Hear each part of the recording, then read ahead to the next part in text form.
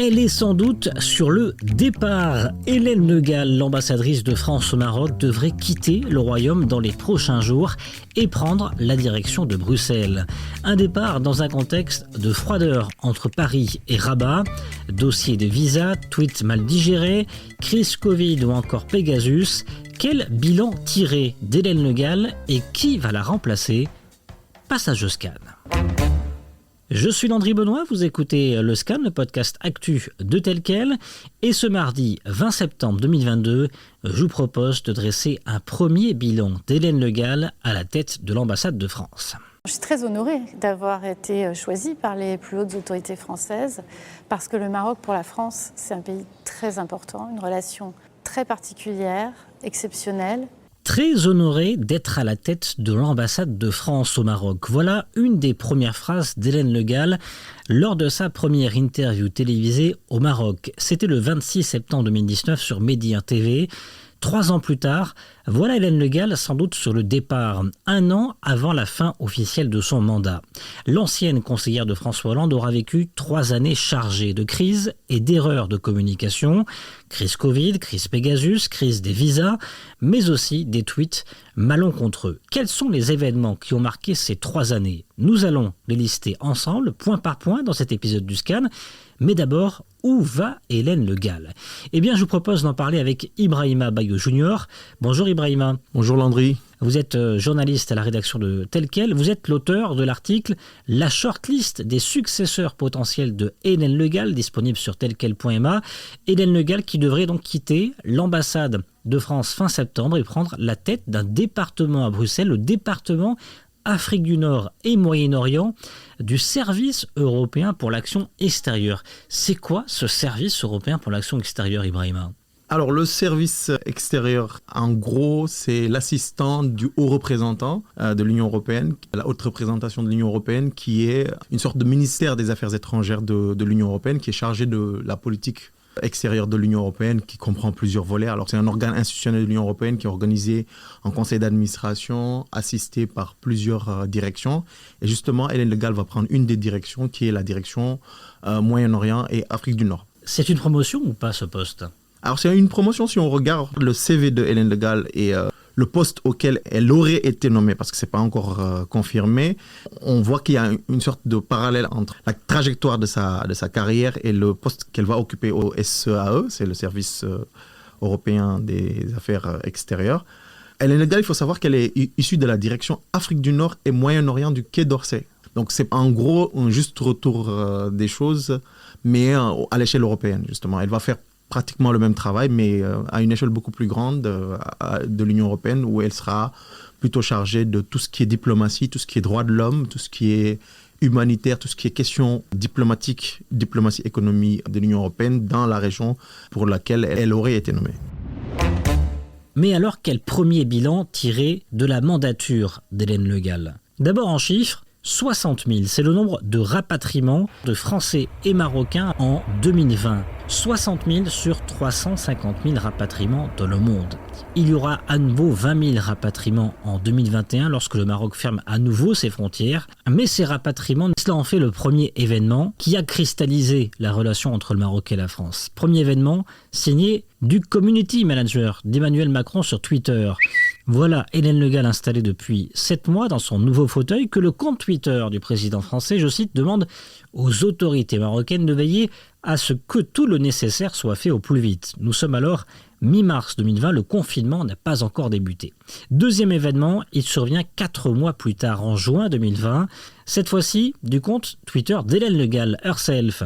L'ambassadrice de France remercie Chakib Ben Moussa, président de la commission spéciale sur le modèle de développement, pour lui avoir présenté un point d'étape de sa commission. De très belles perspectives pour le nouveau pacte économique, écrit-elle. S'ensuit alors une vague de commentaires dénonçant cette sortie jugée pour beaucoup comme un manque de respect, comme si Chakib Ben Moussa se devait de présenter l'avancée de ses travaux à l'ambassadrice de France, alors que l'avancée des travaux n'avait pas encore été présentée au roi Mohamed VI. Entre-temps, quelques semaines plus tôt, Hélène Le Gall et l'ambassade de France avait démenti l'embauche d'Omar Broxi, un ancien journaliste du journal Hebdo et de l'AFP, auteur de l'ouvrage « La République de Sa Majesté ». Un article du site info le 360.ma avait affirmé que l'homme en question avait été employé au sein de la division des relations bilatérales et de la société civile. L'ambassade de France démentira. Troisième événement qui va davantage cristalliser les relations entre Rabat et Paris, c'est l'affaire Pegasus. 7h38, la suite du journal de Roman Oquet avec le démenti des autorités marocaines accusées d'espionner des personnalités françaises. En juillet 2021, un collectif de journalistes internationaux affirme que le Maroc utilise un logiciel espion israélien pour écouter des journalistes et responsables politiques français, dont le président Macron. Mais cette fois-ci, pas d'huile sur le feu. Hélène Le Gall restera silencieuse et une partie de la classe politique française réagira rapidement avant de s'enterrer dans le silence. Quelques semaines plus tard, c'est le quatrième événement, peut-être celui de trop. En septembre 2021, la France décide de réduire de moitié l'obtention des visas attribués aux Marocains. La France durcit sévèrement le ton sur l'octroi des visas à l'égard de l'Algérie, du Maroc et de la Tunisie, conséquence du manque de coopération de ces pays sur les fameuses OQTF, les obligations de quitter le territoire. Motif, Rabat délivre trop peu de laissez-passer consulaires aux clandestins marocains se trouvant en France. D'après la dernière enquête telle quelle, ce ne sont pas 50% mais 90% des visas déposés qui ont été ces derniers mois rejeté. En août dernier, l'ancienne ministre française, Cécile Duflot, a appelé l'ambassade de France à être plus humaniste.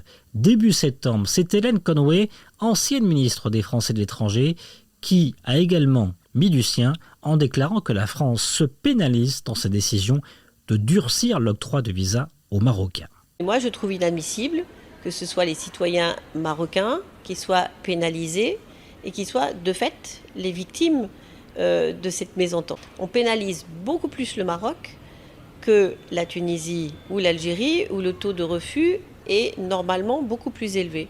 Là encore, un tweet passera très mal. En août, Hélène Le Gall rebondira sur l'obtention du visa du rappeur El Grande Toto pour titiller la presse marocaine. C'est passé inaperçu, El Grande Toto a donné son concert à 7, déclara-t-elle. Un message alors que l'artiste marocain avait fait part quelques jours plus tôt de complications dans l'obtention de son visa. Ibrahima, on le voit donc bien, plusieurs événements où erreurs de communication ont marqué le mandat d'Hélène Le Gall. Quelle erreur ou quel événement vous a, vous, personnellement, en tant que journaliste, le plus marqué ? Alors, si on retrace le passage de Hélène Le Gall à la représentation diplomatique française à Rabat, peut-être une erreur d'appréciation ou de communication dans la façon d'appréhender de Hélène Le Gall des relations maroco-françaises. Ce qui revient le plus, c'est ce tweet assez maladroit quand elle a rencontré Chakib Ben Moussa lors de ses consultations pendant l'élaboration du nouveau modèle de développement. Et après la rencontre, elle a tweeté en parlant du fait que le président de cette commission lui aurait fait un point d'étape par rapport au nouveau modèle de développement qui n'avait pas encore été présenté au roi. Certains y ont vu un lien de subordination de ce président de commission qui présente à l'ancienne puissance coloniale un modèle de développement qui avait été initié par le roi. C'est une erreur de communication manifeste. Après, certains y ont vu des relents assez néocolonialistes. Hélène Le Gall est donc sur le départ et devrait se rendre au service européen pour l'action extérieure. Ce sont des informations de telles quelles, mais qui pour la remplacer, Ibrahima ? Alors, c'est la grande question que tout le monde se pose à Paris, aussi bien qu'à Rabat. Alors, même si au niveau de Rabat, les gens se gardent bien de montrer une préférence pour l'un ou l'autre des candidats, ce qui revient le plus, en tout cas, c'est que le futur locataire de la représentation diplomatique serait une femme, probablement une femme. Et il y a en tout cas deux profils qui sortent. Il y a le profil de Marion Paradas, qui est une diplomate chevronnée, la soixantaine, qui a une longue carrière diplomatique. Aujourd'hui, elle évolue au sein du groupe Thales, ce qui fait qu'elle est bien connectée au niveau économique. Et côté marocain, on s'attend beaucoup à développer une relation plus économique entre le Maroc et la France. Donc, elle a le bon profil pour ça, concurrencée peut-être par 2 ou 3 profils qui ressortent. Notamment, on parle de Anne Griot, qui est l'actuelle ambassadrice de France au Liban. Il y a d'autres ténors aussi qui se placent. Alors, Il faut savoir que le poste d'ambassadeur au Maroc, il est très, très, très sollicité. À Paris, certains font acte de candidature, il y a des noms qui circulent et chacun pousse ses pions, en tout cas, en attendant la décision d'Emmanuel Macron, qui pourrait tomber avant ou pendant sa visite, justement. Et parmi les autres noms qui circulent, celui de Bruno Fouché, décrit comme un homme de culture et un diplomate hors pair. Il est actuellement l'envoyé spécial du Quai d'Orsay dans le monde arabo-musulman. C'est un ancien ambassadeur.